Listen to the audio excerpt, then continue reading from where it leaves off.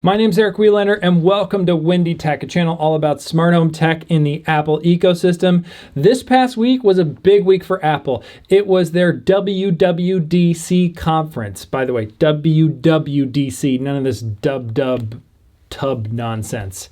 And WWDC stands for Worldwide Developer Conference.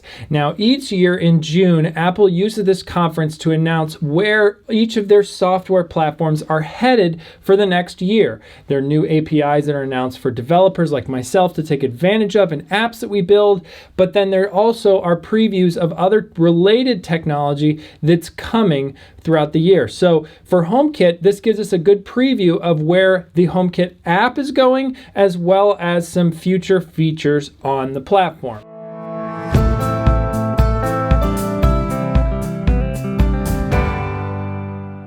First, let's start by taking a quick look at iOS 13's HomeKit app versus the iOS 12 HomeKit app.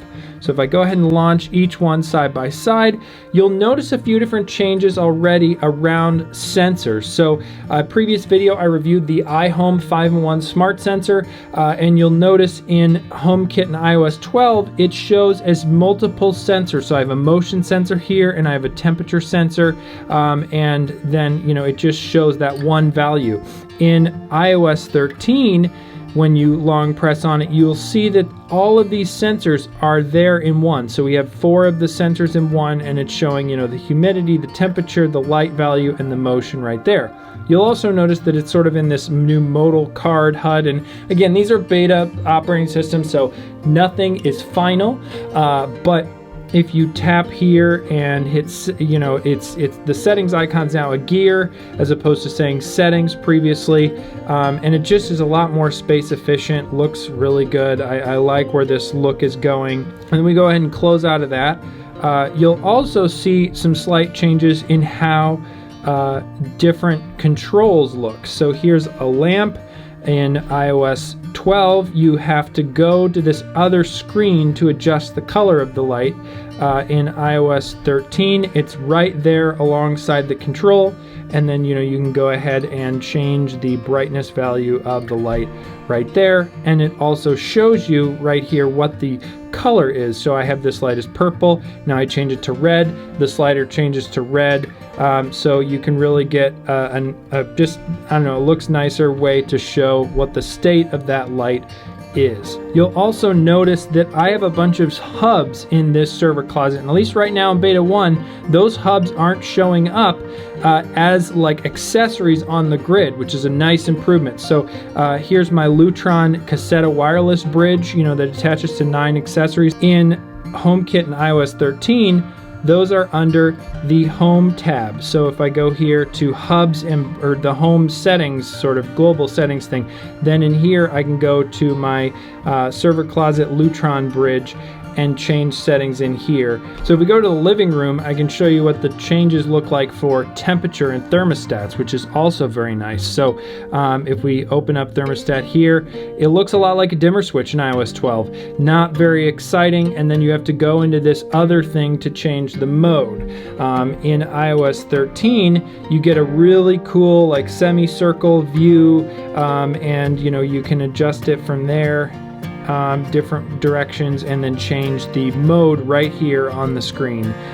You also have the ability to adjust any of the other settings with the thermostat, like the thermostat's fan, all here in this modal HUD for the thermostat. Previously, you had those as separate controls. If you see here, the thermostat fan is listed as a separate accessory in iOS 12. And some of this, by the way, my thermostat right now is a Nest thermostat shared via HomeBridge, which is an unofficially supported thing. So some of these controls might look a little different depending on the model of thermostat you have, but the general idea is there in terms of grouping accessories and also that really cool new temperature dial that you can adjust. Then for ceiling fans or other types of fans that have, speed controls, again, it looks a lot like the light changes as well. You have the settings icon here. If I go ahead and adjust it, you get that fan icon at the bottom as opposed to a slider.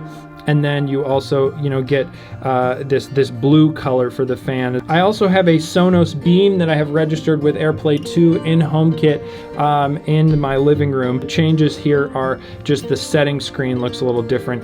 I don't see any new features I can take advantage of with these AirPlay 2 speakers yet. That might not come until maybe I upgrade my hub or something else down the road. We'll see. So if you have a smart plug attached, those also get a little bit of a change as well, but not earth-shattering. You have this little power icon here to show you that this switch is for adjusting the power of the plug, and then you turn it and it turns green, as opposed to before it just used to be this kind of monochrome white. So that's also nice. Again, settings icon as well, same deal as before.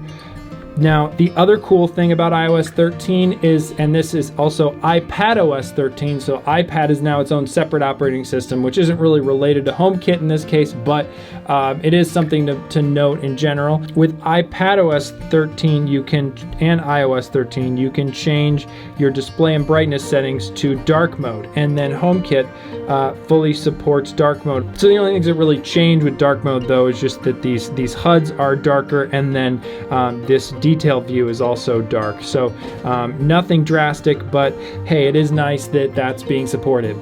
So if we go over to the automation tab in the Home app, you'll see that it changed a little bit. Now, some of this I think might get tweaked a little more. It looks like these margins are off in beta 1. That'll probably be something that'll get addressed before the final version. You can see that a lot of these are very similar. If I go to add an automation, nothing really has changed too much in terms of adding automations from HomeKit, and you really, at least so far in beta 1, have a very similar look and feel. Now, the other cool thing with automations in iOS 13 is that the Shortcuts app, which in iOS 12 is a download from the App Store, is now built into iOS, and it also has some more powerful ways you can trigger things. So in order for the shortcut to work, obviously your device has to be present and on, and it has to be configured with that shortcut, but as long as that's the case, you can really make some cool new automations. For example, let's say you open the Netflix app to AirPlay something to your TV. Well, you could have your living room lights turn down automatically by triggering a shortcut that triggers a HomeKit scene to, trigger like a movie time type lighting scenario, and then shut your blinds and whatever else you want to do. You could also see something where when you turn off your alarm in the morning, you could then trigger a scene where lights in other parts of the home turn on as you're getting ready to go on with your day. This is just what the difference is between the two different HomeKit apps. There's some other very exciting stuff coming that's more bigger picture features down the road that Apple also announced. One of these improvements is that HomeKit video cameras can store recordings in your iCloud account. You can store, I think it's up to 10 days of video recording, as long as the camera and the manufacturer support it. This is really nice because currently you've had to use the manufacturer's video camera app and online software to see recordings of the video, and you haven't been able to access those through HomeKit. HomeKit's been more about the real-time status of the video.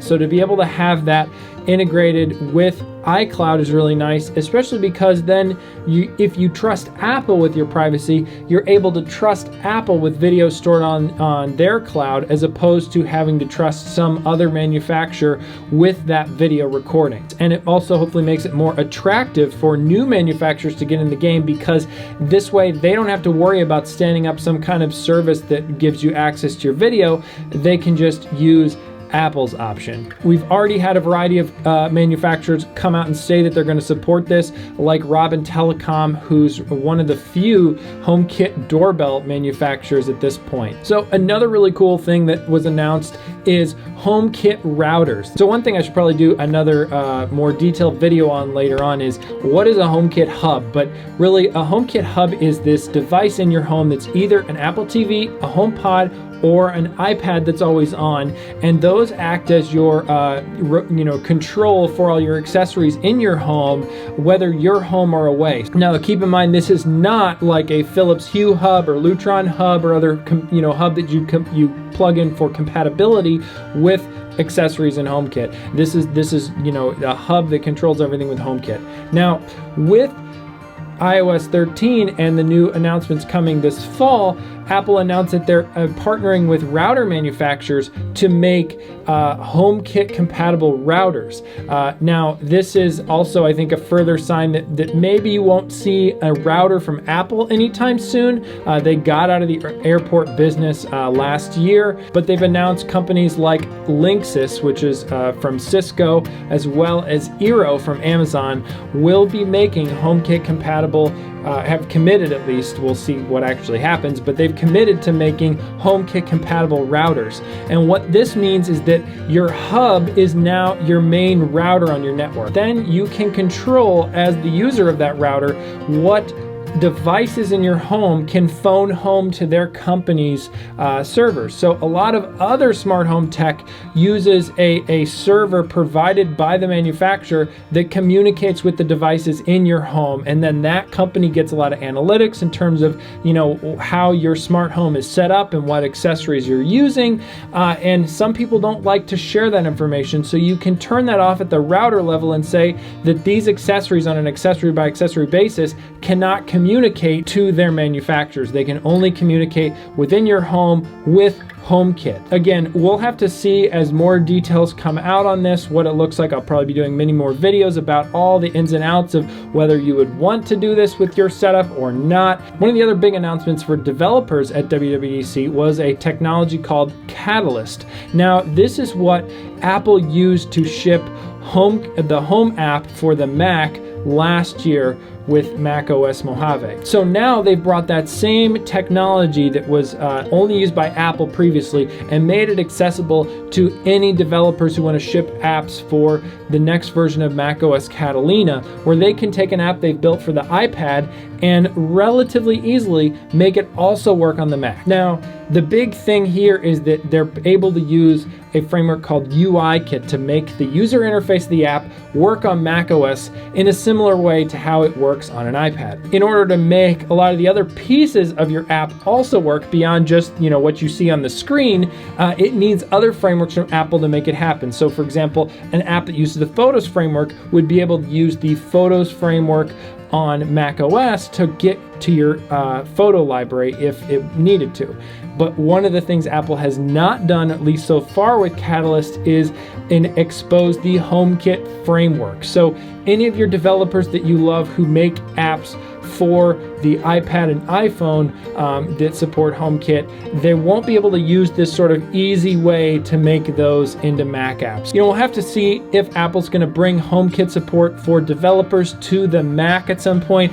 I'm not really too concerned about this, but it is something to note that as you hear about apps being able to come to the Mac, it's probably not going to be something that applies as much to HomeKit. So I kind of glossed over a bunch of different topics here. So I'd love to hear down in the comments if there are any of these other topics related to what Apple's announced and what's coming this fall. Do you like me to go into more detail, especially as more information comes out over the summer and into the fall?